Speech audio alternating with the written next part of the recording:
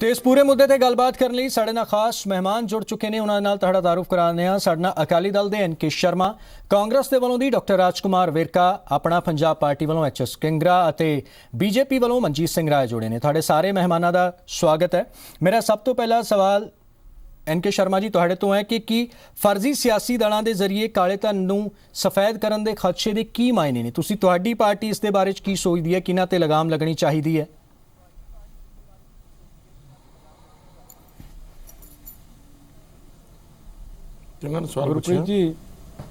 गुरप्रीत जी सवाल किरण पूछा साल तो तुसीं ठीक कहा कि बहुत सारिया पार्टियां जी इहो जी सियासी बनिया। हेलो जी जी शर्मा जी, जिन्होंने इलैक्शन लड़िया ही नहीं तो इलैक्शन के मैदान च ही नहीं कदी आईयां, जे उन्होंने कोल फालतू फंड है तो जरूर चिंता का विषय है कि वो फंड कित्थों आंदा है तो किस वास्ते, क्योंकि जे पार्टी किते लोगों च जाके इंटरैक्ट ही नहीं करती, लोगों की सेवा ही नहीं करती, पब्लिक च जाती ही नहीं, तो फिर फंड की जिहड़ी चैकिंग जरूर होनी चाहिए है। पर जितों तक श्रोमणी अकाली दल की गल है, मैं खुद श्रोमणी अकाली दल का खजानची हाँ। साढ़े तो 10 रुपये की पर्ची का भी जिहड़ा हिसाब किताब हुंदा, तुसीं देखो भी 50 सालों च लगातार कदे यूथ विंग की, कदे जरनल विंग की, कदे SC विंग की, कदे BC विंग की जिहड़ी भर्ती आ वो चलती रहिंदी है। पर जेकर 10 रुपये की भी किसी नूं तो रसीद होया तो उसकी कैश रसीद जिहड़ी उस बंदे नूं दित्ती जाती है और उसदा बकायदा हिसाब किताब जिहड़ा वो रखिया जाता। और 20,000 तो उपर इनकम टैक्स जिहड़ा जिन्हें जिस किसी ने भी 20,000 तो उपर पैसे कैश दिते है, चैक दिता है, उसदा हिसाब किताब इनकम टैक्स च हर साल जाता है, यानी चाहे कोई भी है 20,000 तो लेके करोड़ रुपये तक जिन्ने भी साढ़े को आते हैं, बकायदा इलैक्शन कमीशन को भी उसकी रिपोर्ट जाती है तो इनकम टैक्स को भी उसकी रिपोर्ट जी जाती है। मैं समझदा कि जानी चाहिए। गड़बड़ी आ रही जी जी ठीक है शर्मा जी। जिहड़ियां पार्टियां सिर्फ इलैक्शन नहीं लड़ना, सिर्फ ना ही यूज करदियां, उन्हां दी जांच तो होनी चाहिए। ठीक है सर, जांच होनी चाहिए। सो अकाली दल का यह कहना। साडे नाल कांग्रेस के राजकुमार वेरका जुड़े हुए हैं। वेरका साहब, तुहाडी पार्टी किस तरह दे नाल देखती है इलैक्शन कमीशन के इस फैसले नूं कि जिहड़े फर्जी सियासी दल ने जो सिर्फ काले धन नूं सफेद करन दे लई या कुछ होर अपने निजी मुफाद लई रजिस्ट्रेशन कराउंदे ने, चोणां दे विच उतरदे ने, उन्हां दे बारे च की सोचदी तुहाडी पार्टी?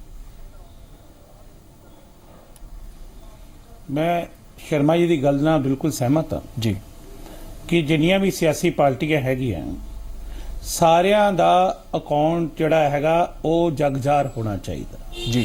दूसरी गल ये हैगी कि भाई जिहड़े जिहड़े इन्हां दे खाते है बैंक खाते जी, बैंक खाते ते ऑलरेडी डिस्पले हैगे है, वो तो सरकार दे ध्यान दे विच ही हैगे है, ये तो हैगा नहीं कोई छुपे रुस्तम हैगे है।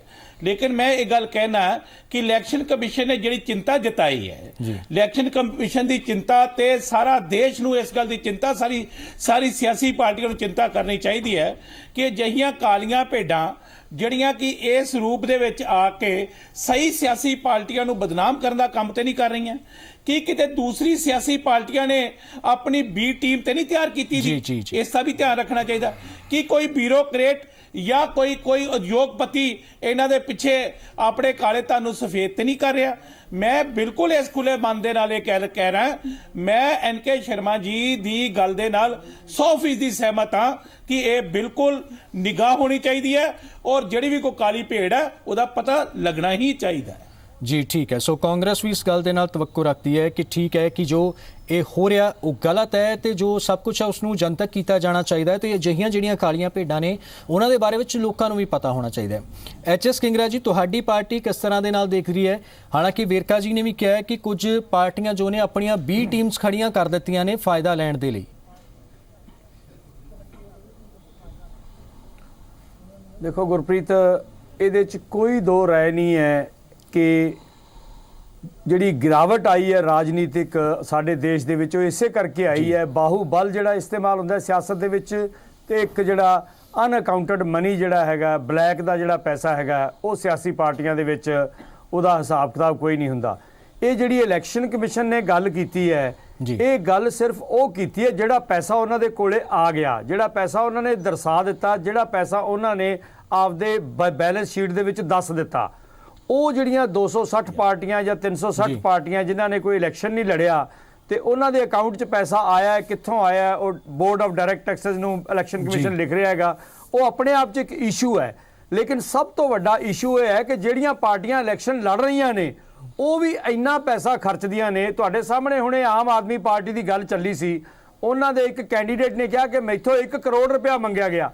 ਜਦੋਂ 1 ਕਰੋੜ ਰੁਪਇਆ ਉਹਨਾਂ ਦੇ ਕੈਂਡੀਡੇਟ ਤੋਂ ਮੰਗਿਆ ਗਿਆ, ਉਹਦੀ ਟਿਕਟ ਬਦਲੀ ਗਈ, ਤਾਂ ਇਲੈਕਸ਼ਨ ਕਮਿਸ਼ਨ ਨੂੰ ਇਹਨਾਂ ਖਬਰਾਂ ਦਾ ਕੌਗਨੀਜ਼ੈਂਸ ਲੈਣਾ ਚਾਹੀਦਾ, ਸੂਓ ਮੋਟੋ ਜੀ ਸੂਓ ਮੋਟੋ ਐਕਸ਼ਨ ਲੈਣਾ ਚਾਹੀਦਾ ਹੈ। ਉਹਦੀ ਉਸ ਕੈਂਡੀਡੇਟ ਦੀ ਜਿਹੜੀ ਹੈ ਰਿਕਾਰਡ ਕਰਨੀ ਚਾਹੀਦੀ ਹੈ ਸਟੇਟਮੈਂਟ, ਤੇ ਜਿਹੜੀ ਪਾਰਟੀ ਉਹਦੇ ਨਾਲ ਸੰਬੰਧਿਤ ਹੈ ਉਸ ਪਾਰਟੀ ਨੂੰ ਪੁੱਛਣਾ ਚਾਹੀਦਾ ਵੀ ਤੁਸੀਂ ਜਦੋਂ 28 ਲੱਖ ਦੀ ਲਿਮਿਟ ਹੈ ਤੇ ਆ 1 ਕਰੋੜ ਰੁਪਇਆ ਕਿੱਥੋਂ ਲੈ ਰਹੇ ਹੋ, ਕਾਹਦੇ ਵਾਸਤੇ ਲੈ ਰਹੇ ਹੋ। ਸੋ ਇਹ ਕੈਸ਼ ਪੈਸਾ ਤੁਸੀਂ ਕਾਹਦੇ ਵਾਸਤੇ ਲੈਣਾ ਸੀ। ਸੋ ਜ਼ਰੂਰੀ ਨਹੀਂ ਹੈ ਜਿਹੜੀਆਂ ਪਾਰਟੀਆਂ ਨਹੀਂ ਇਲੈਕਸ਼ਨ ਲੜ ਰਹੀਆਂ ਉਹੀ ਕਾਲਾ ਧਨ ਲੈ ਰਹੀਆਂ ਨੇ, ਜਿਹੜੀਆਂ ਪਾਰਟੀਆਂ ਇਲੈਕਸ਼ਨ ਲੜ ਰਹੀਆਂ ਨੇ ਉਹ ਵੀ ਬਹੁਤ ਸਾਰਾ ਕਾਲਾ ਧਨ ਇਕੱਠਾ ਕਰ ਰਹੀਆਂ ਹੋਣਗੀਆਂ। ਸੋ ਇਲੈਕਸ਼ਨ ਕਮਿਸ਼ਨ ਨੂੰ ਇਹ ਸਾਰੀਆਂ ਗੱਲਾਂ ਦੀ ਪੜਚੋਲ ਕਰਨੀ ਚਾਹੀਦੀ ਹੈ ਤੇ ਇਹਨਾਂ ਦੇ ਅਕਾਊਂਟ ਸਾਰੇ ਜਨਤਕ ਹੋਣੇ ਚਾਹੀਦੇ ਹੈ, ਚਾਹੇ ਇਲੈਕਸ਼ਨ ਲੜ ਰਹੇ ਚਾਹੇ ਨਹੀਂ ਲੜ ਰਹੇ, ਉਹਨਾਂ ਦੇ ਅਕਾਊਂਟ ਸਾਰੇ ਜਨਤਕ ਹੋਣੇ ਚਾਹੀਦੇ ਹੈ। ਜੀ ਠੀਕ ਹੈ। ਸਾਡੇ ਨਾਲ ਬੀਜੇਪੀ ਦੇ ਮਨਜੀਤ ਸਿੰਘ ਰਾਏ ਜੁੜੇ ਨੇ। ਰਾਏ ਸਾਹਿਬ, ਤੁਸੀਂ ਕਿਸ ਤਰ੍ਹਾਂ ਦੇ ਨਾਲ ਦੇਖਦੇ ਹੋ ਕਿ ਆਖਰ ਅਜਿਹਾ ਕੀ ਕੁਝ ਹੋਣਾ ਚਾਹੀਦਾ ਹੈ, ਕਿਹੜੇ ਡਿਸੀਜਨ ਲੈਣੇ ਚਾਹੀਦੇ ਨੇ ਕਿ ਜਿਹੜੀਆਂ ਇਹ ਫਰਜ਼ੀ ਸਿਆਸੀ ਪਾਰਟੀਆਂ ਨੇ ਉਹਨਾਂ ਦੇ ਜ਼ਰੀਏ ਜੋ ਕਾਲੇ ਧਨ ਨੂੰ ਸਫੈਦ ਕੀਤਾ ਜਾ ਰਿਹਾ ਉਸ ਤੇ ਠੱਲ ਲੱਗ ਸਕੇ?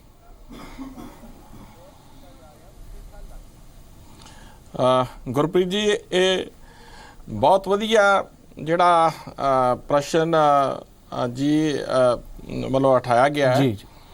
ਔਰ ਇਹ ਜ਼ਰੂਰਤ ਵੀ ਹੈ ਸਮੇਂ ਦੀ ਲੋੜ ਦੀ। ਜਦੋਂ ਸਾਡੇ ਦੇਸ਼ ਦੇ ਪ੍ਰਧਾਨ ਮੰਤਰੀ ਨੇ ਬਾਕੀ ਕੀਤਾ ਹੈ, ਜਿਹੜਾ ਫੈਸਲਾ ਲਿਆ, ਬਹੁਤ ਵਧੀਆ ਫੈਸਲਾ ਲਿਆ ਹੈ, ਤੇ ਇਹਦੇ ਨਾਲ ਜਿਹੜਾ ਇਲੈਕਸ਼ਨ ਕਮਿਸ਼ਨ ਵੀ ਕਹਿ ਰਿਹਾ ਹੈ ਜਿਹੜੀਆਂ ਪਾਰਟੀਆਂ ਇਲੈਕਸ਼ਨ ਨਹੀਂ ਲੜਦੀਆਂ ਔਰ ਉਹਨਾਂ ਦੇ ਕੋਲ ਉਹਨਾਂ ਦਾ ਕੀ ਹਿਸਾਬ ਕਿਤਾਬ ਹੈ, ਕਿਉਂਕਿ 2005 ਤੋਂ ਬਾਅਦ ਕੋਈ ਇਲੈਕਸ਼ਨ ਲੜੀ ਨਹੀਂ, ਇਸ ਕਰਕੇ ਨਾ ਤਾਂ ਉਹਨਾਂ ਕੋਈ ਆਪਦੀ ਰਿਟਰਨ ਪੇਸ਼ ਕੀਤੀ ਹੋਣੀ ਹੈ ਇਲੈਕਸ਼ਨ ਕਮਿਸ਼ਨ ਦੇ ਕੋਲੇ, ਯਾਰਾ ਤੌਰ ਤੇ ਉਹਨਾਂ ਦੇ ਕੋਲ ਕਿੰਨਾ ਪੈਸਾ ਆਇਆ, ਕਿੱਥੋਂ ਆਇਆ, ਕਿਵੇਂ ਆਇਆ।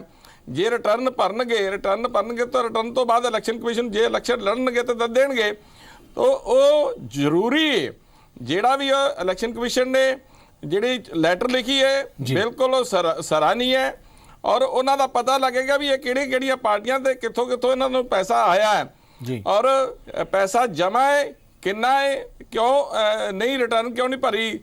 ਔਰ ਭਾਰਤੀ ਜਨਤਾ ਪਾਰਟੀ ਹਮੇਸ਼ਾ ਸਾਡੀ ਕੰਸੋਲੀਡੇਟਡ ਬੈਲੈਂਸ ਸ਼ੀਟ ਜਾਂਦੀ ਹੈ ਔਰ ਉਹਦੇ ਵਿੱਚ ਪੂਰਾ ਵੇਰਵਾ ਸਾਰਾ ਦਿੱਤਾ ਜਾਂਦਾ ਹੈ, ਔਰ ਅਸੀਂ ਅੱਜ ਤੋਂ ਨਹੀਂ ਸ਼ੁਰੂ ਤੋਂ ਹੀ ਕਰ ਰਹੇ ਹਾਂ, ਔਰ ਪੂਰਾ ਹਿਸਾਬ ਕਿਤਾਬ ਰੱਖਿਆ ਜਾਂਦਾ ਹੈ। ਔਰ ਜਿਹੜਾ ਜਿਸ ਤਰ੍ਹਾਂ ਸ਼ਰਮਾ ਜੀ ਨੇ ਦੱਸਿਆ ਹੈ ਅਸੀਂ ਵੀ ਉਸੇ ਤਰ੍ਹਾਂ ਹੀ ਸਾਡੇ ਕਿਹੜੇ ਬੰਦੇ ਨੇ ਕਿੰਨੇ ਪੈਸੇ ਦਿੱਤੇ ਆ, 20,000 ਤੋਂ ਥੱਲੇ ਆ ਤਾਂ ਉਹਦੀ ਰਸੀਦ ਦੂਸਰੀ, ਔਰ ਉਹ ਚੈੱਕ ਅਬਵ ਤੋਂ 20,000 ਤੋਂ ਚੈੱਕ ਰਾਹੀਂ ਪੇਮੈਂਟ ਲੈਣੀ ਹੈ।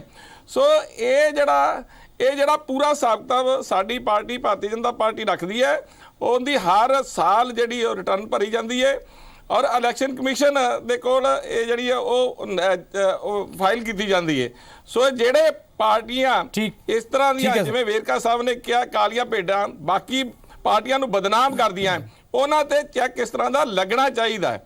ਠੀਕ ਹੈ। ਇੱਕ ਹੋਰ ਸਵਾਲ ਹੈ ਜੋ ਕਾਫੀ ਅਹਿਮ ਹੈ, ਉਹ ਇਹ ਹੈ ਕਿ ਜੋ ਸਿਆਸੀ ਪਾਰਟੀਆਂ ਜਿਨ੍ਹਾਂ ਨੂੰ ਜਿਹੜੀਆਂ ਰਜਿਸਟਰਡ ਨੇ, ਜਿਹੜੀਆਂ ਹੋਂਦ ਦੇ ਵਿੱਚ ਨੇ, ਚੋਣ ਲੜ ਰਹੀਆਂ ਨੇ, ਉਹਨਾਂ ਨੂੰ ਜੋ ਚੰਦਾ ਮਿਲਦਾ ਹੈ ਉਸ ਨੂੰ ਜਨਤਕ ਕਰਨ ਤੇ ਉਹਨਾਂ ਦਾ ਸਟੈਂਡ ਕੀ ਹੈ? ਸ਼ਰਮਾ ਜੀ, ਮੈਂ ਤੁਹਾਡੇ ਤੋਂ ਜਾਣਨਾ ਚਾਹਾਂਗਾ ਕਿ ਜੋ ਤੁਹਾਡੀ ਪਾਰਟੀ ਨੂੰ ਵੀ ਚੰਦਾ ਮਿਲਦਾ ਹੋਵੇਗਾ, ਬਾਕੀ ਪਾਰਟੀਆਂ ਨੂੰ ਵੀ ਮਿਲਦਾ ਹੈ, ਉਸ ਨੂੰ ਜਨਤਕ ਕਰਨ ਤੇ ਤੁਹਾਡੀ ਪਾਰਟੀ ਦਾ ਕੀ ਸਟੈਂਡ ਹੈ?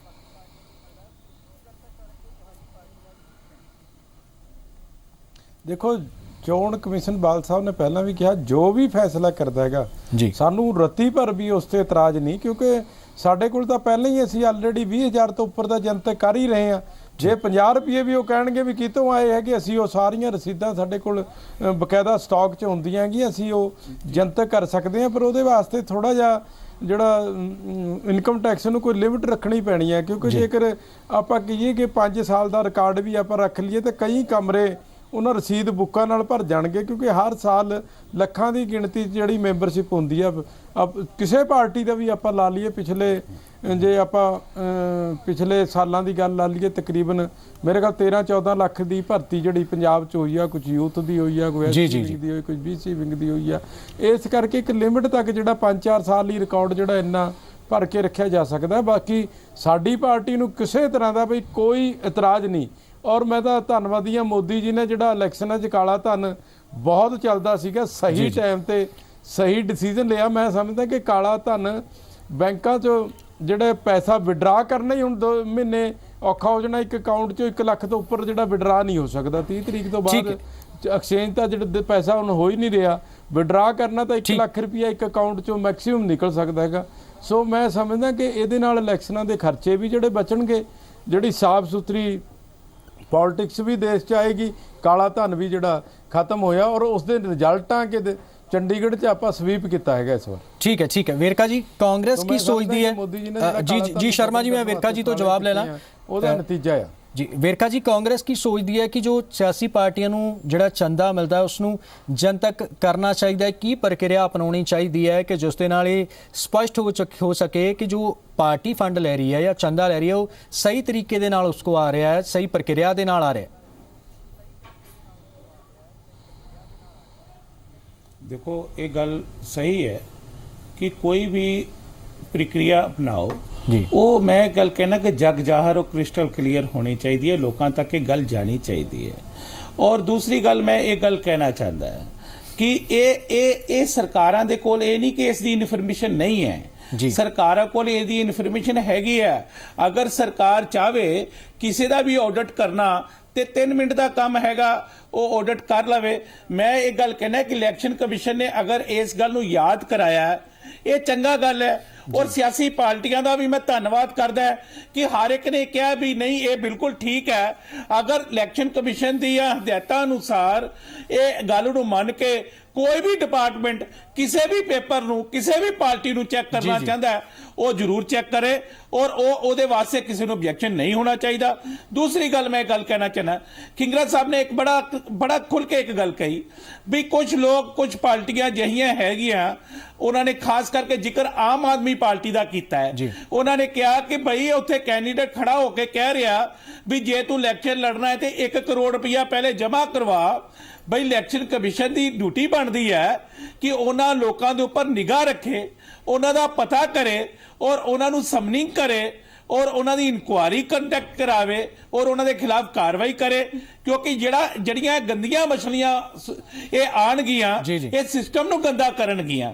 ਔਰ ਮੈਂ ਬਿਲਕੁਲ ਇਹ ਗੱਲ ਕਹਿੰਦਾ ਕਿ ਇਹ ਖੁੱਲੇ ਮਨ ਦੇ ਨਾਲ ਕਹਿਣਾ ਵੀ ਇਹ ਜਿਹੜੀ ਚੀਜ਼ਾਂ ਹੈਗੀਆਂ, ਅਗਰ ਸਮਾਜ ਦੇ ਅੰਦਰ ਸਾਫ਼ ਸੁਥਰਾ ਰੱਖਣ ਵਾਸਤੇ ਕਿਸੇ ਵੀ ਤਰ੍ਹਾਂ ਦੀ ਗੰਦਗੀ ਨੂੰ ਦੂਰ ਕਰਨਾ ਪਵੇ ਤੇ ਸਾਰੇ ਦੇਸ਼ ਨੂੰ ਇਹਦੇ ਲਈ ਇਕੱਠੇ ਹੋਣਾ ਚਾਹੀਦਾ ਹੈ। जी ठीक है किंगरा साहब, जिस तरह ਦੇ ਨਾਲ ਕਿਹਾ ਜਾ ਰਿਹਾ ਹੈ ਕਿ ਜੇ ਸਰਕਾਰ ਚਾਵੇ ਤਾਂ ਕੁਝ ਹੀ ਦੇਰ ਦੇ ਵਿੱਚ ਹਰੇਕ ਦਾ ਆਡਿਟ ਕਰਵਾ ਸਕਦੀ ਹੈ ਕਿਸੇ ਵੀ ਪਾਰਟੀ ਦਾ, ਕਿਸੇ ਵੀ ਕੰਪਨੀ ਦਾ, ਤੇ ਆਖਰ ਇੰਨੇ ਸਾਲਾਂ ਤੱਕ ਇਹ ਚੀਜ਼ ਕਿਉਂ ਨਹੀਂ ਹੋਈ, ਇਹ ਪ੍ਰਕਿਰਿਆ ਕਿਉਂ ਨਹੀਂ ਅਪਣਾਈ ਗਈ?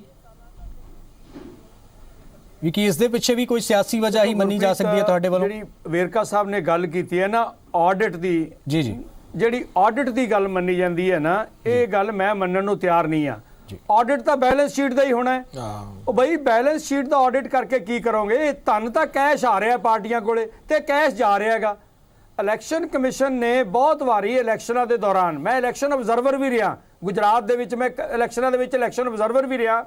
ਜਦੋਂ ਤੁਸੀਂ ਇਲੈਕਸ਼ਨ ਕਮਿਸ਼ਨ ਕਿਤੇ ਧਨ ਫੜਦਾ ਹੈਗਾ ਇਲੈਕਸ਼ਨ ਦੇ ਦੌਰਾਨ, ਕਈ ਵਾਰੀ ਕਰੋੜ ਫੜਿਆ ਜਾਂਦਾ, ਕਿਸੇ ਤੋਂ 2 ਕਰੋੜ, ਕਿਸੇ ਤੋਂ 50 ਲੱਖ ਗੱਡੀਆਂ ਦੇ ਵਿੱਚੋਂ, ਉਦੋਂ ਇਲੈਕਸ਼ਨ ਕਮਿਸ਼ਨ ਨੂੰ ਇਨਕੁਆਇਰੀ ਕਰਨੀ ਚਾਹੀਦੀ ਹੈ ਕਿ ਐਡੀ ਵੱਡੀ ਮਾਤਰਾ ਦੇ ਵਿੱਚ ਧਨ ਜਿਹੜਾ ਹੈ ਉਹ ਕਿਸ ਪਾਰਟੀ ਦਾ ਸੀ, ਕਾਹਦੇ ਵਾਸਤੇ ਆ ਰਿਹਾ ਸੀ, ਉਹ ਸ਼ਰਾਬ ਫੜੀ ਜਾਂਦੀ ਹੈ ਕਾਹਦੇ ਵਾਸਤੇ ਸੀ, ਉਹਦੇ 'ਚ ਇਨਕੁਆਇਰੀ ਕਰਕੇ ਉਹਨਾਂ ਪਾਰਟੀਆਂ ਤੇ ਐਕਸ਼ਨ ਲੈਣਾ ਚਾਹੀਦਾ। ਗੱਲ ਇਹ ਹੈ ਕਿ ਹਮਾਮ 'ਚ ਸਾਰੇ ਨੰਗੇ ਹੈ।